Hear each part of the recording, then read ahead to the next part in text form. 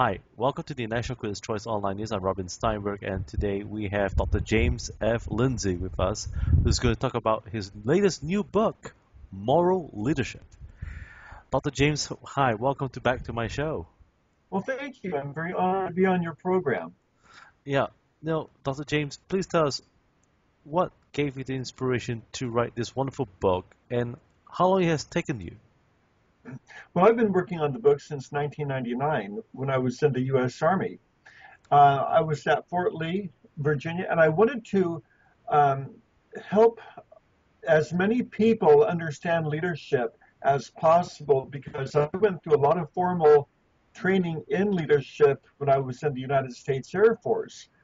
Beginning leadership, intermediate leadership, advanced leadership, benchmarking, which is all about how to learn from other organizations and implement their milestones in your organization or your church. A lot of different tools I've learned from the Air Force in an official setting, and not a lot of people get the training that I got. And I wanted to help the church, the corporate world, and many other military leaders understand, and the average person in their families or among their friends, how to be a leader right where they are and excel in life and succeed. How important is this issue on moral leadership today, and as well as into the future? Well, I think there's leadership deficit all across America. Uh, we see that uh, not only in politics, not only out in society, where you've got the homosexual movement, the gay marriage movement, which is really atrocious, and to the jailing of moral people for standing up for their religious beliefs, like Kim Davis for not issuing gay marriage license. Uh, this is unconscionable. But then we have ethical dilemmas in the church among pastors where there's bullying, collusion, teaming up against people in the church who are being abused or victimized. There's more, leadership deficit to a very great degree, and we need to get the word out on how to be a leader of ethics based on character, not based on personality ethics, which is all about manipulation, manipulating people to get from them what you want, rather than leading by example. And that's what my book is all about. What are the three key chapters that you would recommend or even that has inspired you the most? Well, I would say number one, the 9 leadership traits. This is chapter 3 in my book, which has 9 traits on leadership that will impact one's character. Um, I would also recommend, well, that has to do with integrity, honesty, truthfulness, um, faithfulness, those kinds of values that really are based on scripture. I also would recommend uh, chapter 4, the effectiveness of the moral leader, in which I share um, things like the 12 principles of job leadership, the 12 habits of effective leadership. Um, I have tools that people can read. They can go down the list and say, to be a leader on the job, to supervise and mentor, you need to do this, this, this, this, and this. It's a very practical book. But also, I've got paradigms on leadership, like the spherical leadership paradigm, which has you in the middle, and who are the people on the circles outside of your influence as you expand the circle? How can you bring them into your inner circle where you can have the most influence? Also, uh, the relationship dynamic wheel, which is like a wheel with spokes on it, and they have 6 different traits on there, like trust, relationship building, team building, um, concrete values to achieve for, to be able to build relationships where you are on the job, in the church, among your friends. Um, I've got a chapter on decision making, ethical decision making, and I have decision matrices which show you how to make the most effective economical decisions for your church or your corporation to be prudent with your resources. Uh, so this is not all just about character. It's about hands-on, how to make decisions, how to be effective in building relationships where you are so that you can lead people ultimately to God, but to also get the mission done on the job, whether it's in your church or your corporation or in the military.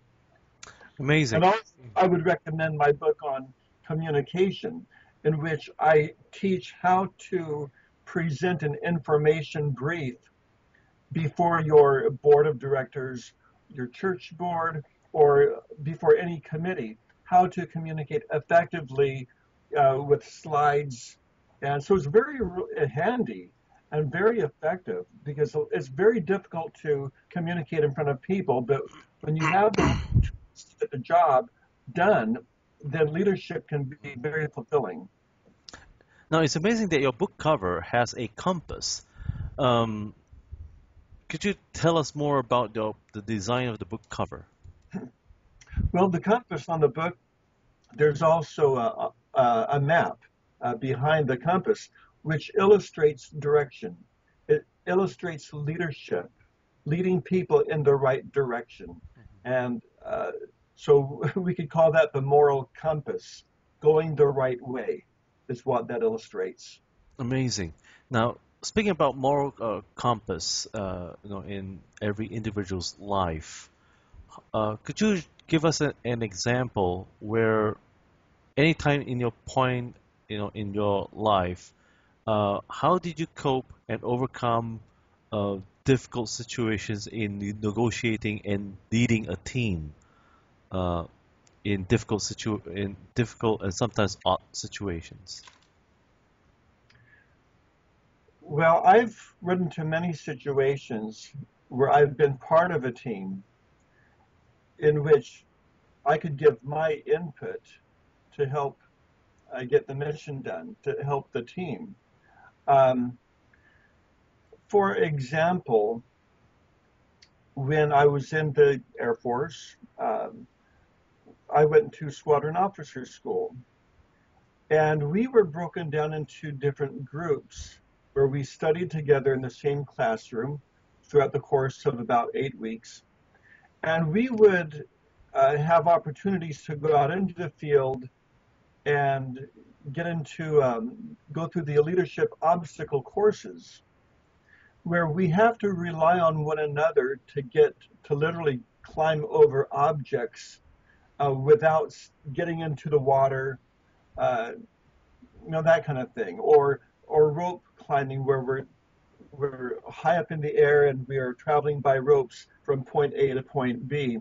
Uh, those are team building exercises to learn to trust one another. Or even the high tower when I was in the Army, where a team of us, we would have to climb from one level to the next level, way up into the air, about maybe 50 feet high.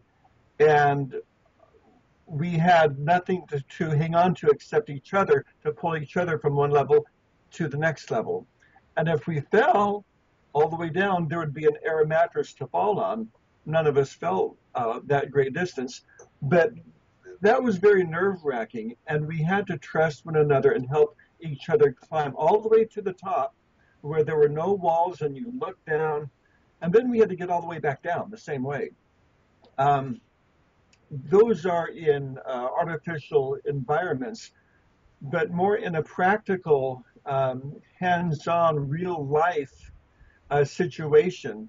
I remember when I was at Fort Lee, I was going to the base early in the morning, and I had stopped to get gasoline at a gas station, and I was on a corner, and there was an accident right there in my midst, and a black woman, was thrown out of her car, and she was sitting on the grass on the corner of the two streets. And I was the first responder. And so I had run to call for the medics and the police in the gas station, and I ran back out to help her. I was able to ask people who were gathering around to get a blanket for her so she wouldn't go into shock. And soon enough, the paramedics arrived, and two other soldiers arrived. I was in my uniform, and they were assisting me in comforting the woman. I stayed with her, talked to her, comforted her, prayed with her.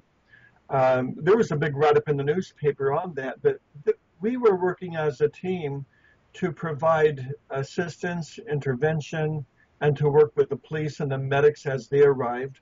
And I didn't realize it, but there was another car that was involved in the accident, and there was an elderly couple involved, and they were in their car. And I was so focused on the one woman that I didn't realize there was another car with an elderly couple that needed assistance, but they had assistance and they were taken care of. But when I saw them, I was able to go over there and to offer some comfort to them. And when the medics and the police were in full control of the situation, I went on to work on the base and I notified my commander when that happened.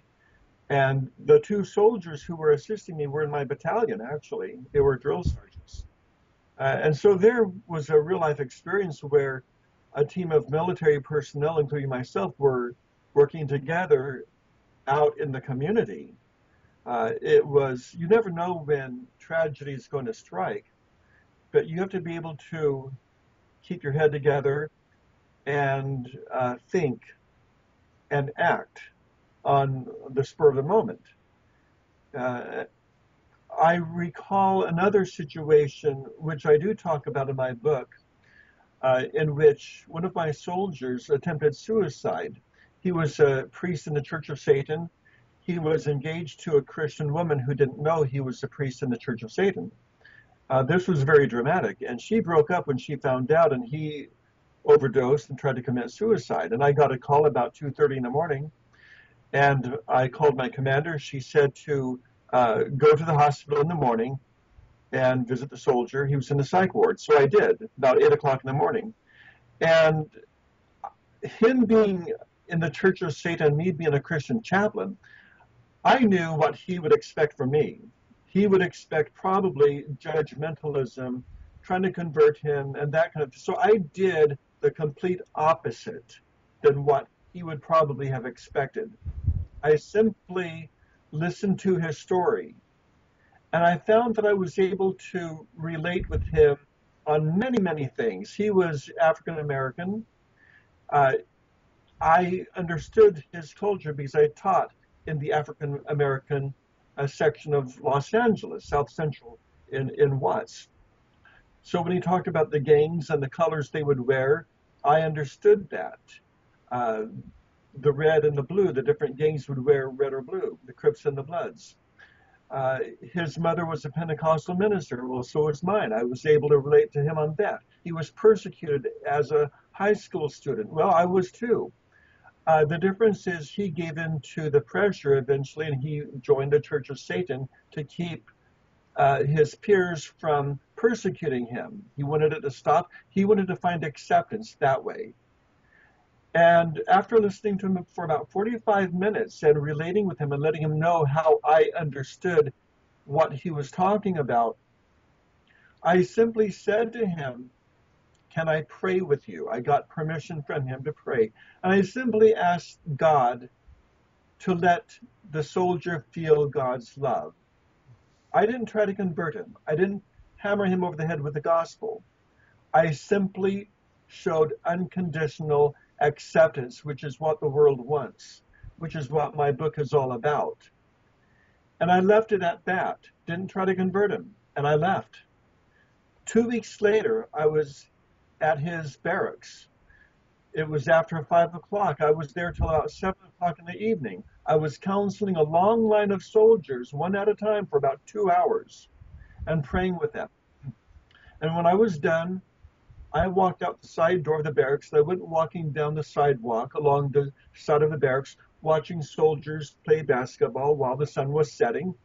And I was looking that way, and to my right, I didn't notice that there were soldiers sitting there. And as I walked by these soldiers on my right, I heard a voice say, "Chaplain."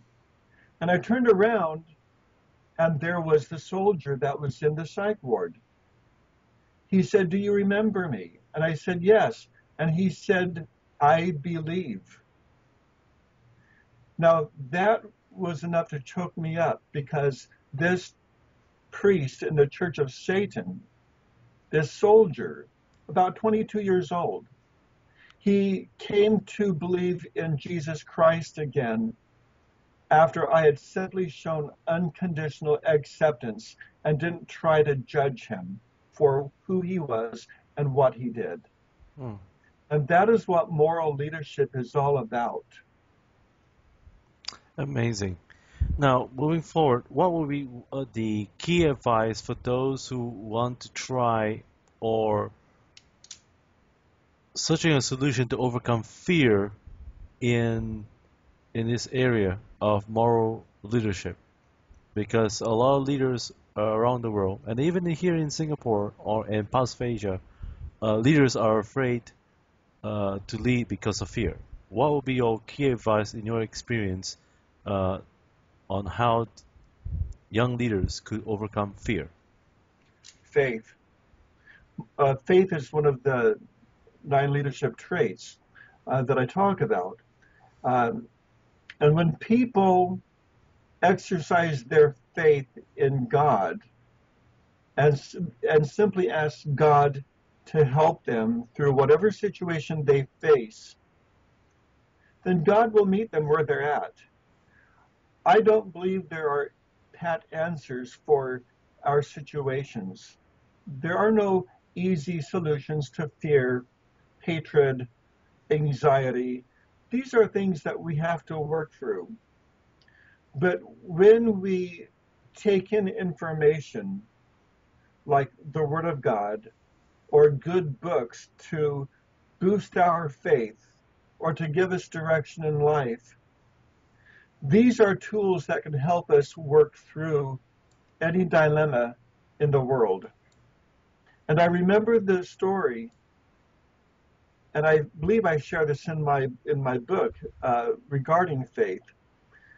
My father in World War II, he was on the USS Yorktown, and before the Battle of Midway started, he was in his bunk bed in his room with the lights out, and he was praying because he felt a deep inner fear because of the war that was about to break out there in the Battle of Midway. And as he lay there praying, my mother was back in San Diego, California. And the same day, she felt this sudden urge to pray for my father. And so while she was praying here, and he didn't know she was praying for him that same day. As he prayed, he suddenly felt a release.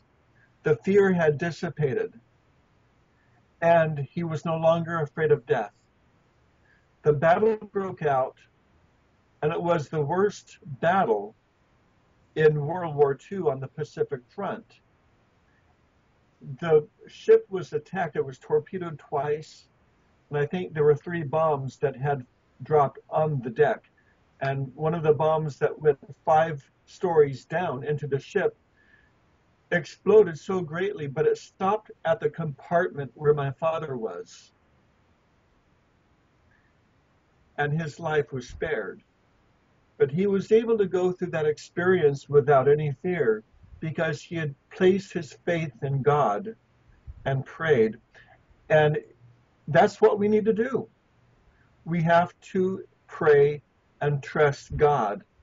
And this book leads people to God while giving them the tools they need to lead others around them, whether in their personal life, their family life, on the job, in the church. So, James, please tell us if you could give us 3 key advice for those who are pursuing moral leadership. Well, number one, have faith. Faith will see us through our darkest trials. And if we don't have a supreme being, God, to place our faith in, then we do not have a higher source to help us through our troubles. Uh, and I believe that the way to God is through Jesus Christ. He is the key. Uh, but wherever you are at in your faith, place that in God, and God will take you from wherever you are forward. I would also say uh, to trust people around you, uh, but verify. If we do not have the ability to trust others around us, they will sense that and they will feel like they're not worthy of our trust or worthy of our friendship then. And in order to be able to lead people, they need to have a relationship with you. So the key to leadership is relationship, and to be able to trust those we lead and let them know that we trust them means a lot to them. And they will be able to also trust you as a leader. And so that's the foundation to relationships in the family, among your friends, on the job, in the church. And I would also say honesty. Uh, I think that is the most important element of leadership, because if we are not honest with those we lead, they'll know it, and they will not be able to trust you and follow your advice. They won't know what your motives are. What are you trying to get out of them? Uh, it really is imperative that, regardless of the price, honesty is crucial to leadership. So faith, trust, and honesty. And there are many more other virtues and elements of leadership that we need to exhibit. And it's in my book, Moral Leadership, which will be released later this month by Stock. It'll be on the internet or in the local bookstores.